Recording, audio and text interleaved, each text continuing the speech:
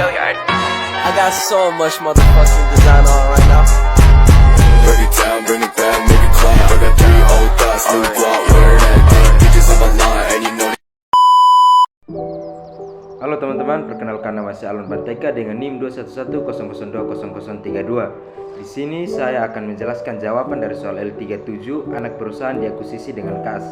Penjelasan pertama mengenai biaya perolehan investasi jurnal pensil 2 Januari 2003.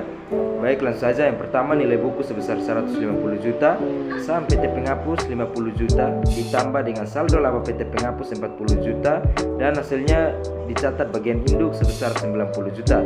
Baik, selanjutnya di sini nilai buku 150 juta kita kurangi dengan bagian induk sebesar 90 juta, dan hasilnya mendapatkan perbedaan nilai buku dan harga perolehan sebesar 60 juta. Jadi jurnal PT Pensil 2 Januari 2003 adalah investasi pada saham PT Penghapus sebesar 150 juta pada bagian debit dan kas sebesar 150 juta pada bagian kredit. Baik, ini penjelasan singkat dari saya. Terima kasih. Perkenalkan, nama lengkap saya Benedictus Salvaitano dengan NIM 21100020039 dari kelas 5A. Saya akan langsung masuk ke materi. Yang pertama, jurnal eliminasi. Saldo saham PT Penghapus sebesar 50 juta di debit, saldo laba PT Penghapus sebesar 40 juta di debit, diferensial di debit sebesar 60 juta, dan investasi saham PT Penghapus sebesar 150 juta di kredit. Yang berikut, jurnal perbedaan nilai wajar dan nilai buku aset PT Penghapus aset lain sebesar 60 juta di debit, diferensial di kredit sebesar 60 juta. Saya Dian Purnamasari dengan NIM 21100200006 akan menjelaskan mengenai kertas kerja konsolidasi. Pada L37 anak perusahaan diakuisisi dengan kas. Nah, di sini kas pada PT Pensil 200 juta ditambah dengan kas pada PT Penghapus. Jadi konsolidasinya 250 juta, aset lain pada PT Pensil 400 juta ditambah dengan PT Penghapus 120 juta ditambah dengan eliminasinya 60 juta dikurangi dengan kreditnya 150 juta sehingga konsolidasinya 430 juta. Selisih atau diferensial itu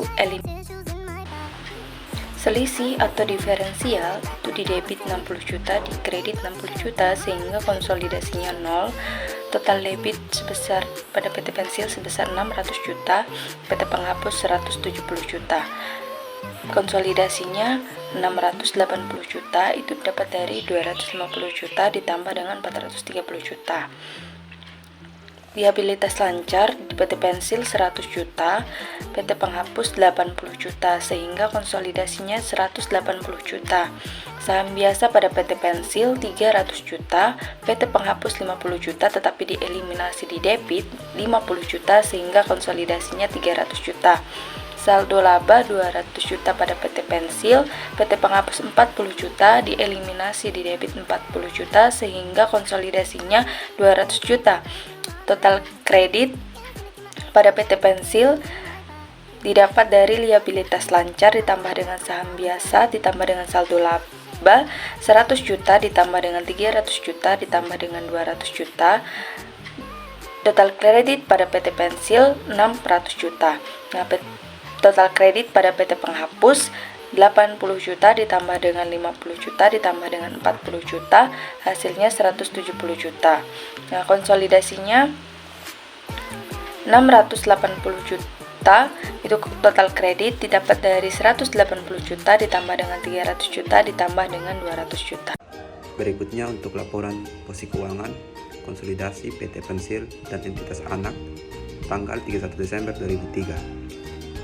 Untuk kasnya yaitu 250 juta, lalu aset lain 430 juta, sehingga total asetnya sebesar 680 juta. Untuk liabilitas lancarnya yaitu 180 juta, saham biasa 300 juta, saldo laba 200 juta, sehingga total liabilitas dan ekuitasnya berjumlah 680 juta. Balance dengan total aset. Perkenalkan, nama saya Inatoy dengan NIM 21100020016. Di sini saya akan menyimpulkan penjelasan dari teman-teman saya mengenai L37, anak perusahaan yang diakuisisi oleh KAS. Penelitian metode konsolidasi atau metode biaya dan ekuitas tergantung pada kepemilikan saham perusahaan atas anak perusahaan dan tujuan laporan keuangan. Yang pertama, metode biaya. Metode biaya digunakan ketika perusahaan induk memiliki kepemilikan minoritas, biasanya di bawah 20% sampai 50% di anak perusahaan. Kemudian laba atau kerugian anak perusahaan dicatat sebagai pendapatan atau beban secara langsung di laporan laba rugi atas perusahaan induk. Yang berikut biasanya digunakan jika perusahaan induk tidak memiliki kendali yang signifikan atau pengaruh atas anak perusahaan. Yang kedua, metode nilai buku. Metode nilai buku digunakan ketika perusahaan induk memiliki kendali signifikan, biasanya 50% sampai 100% di anak perusahaan. Dalam metode ini, perusahaan induk mencatat investasinya sebagai aset dan laba atau kerugian anak perusahaan dicatat sebagai bagian dari laba bersih perusahaan induk. Yang terakhir, ini mencerminkan pengaruh nyata perusahaan induk atas anak perusahaan. Jadi dapat saya simpulkan bahwa konsolidasi yang harus digunakan oleh PT Perusahaan Pensil adalah metode nilai buku karena kepemilikan saham pada anak perusahaan sebesar 100%.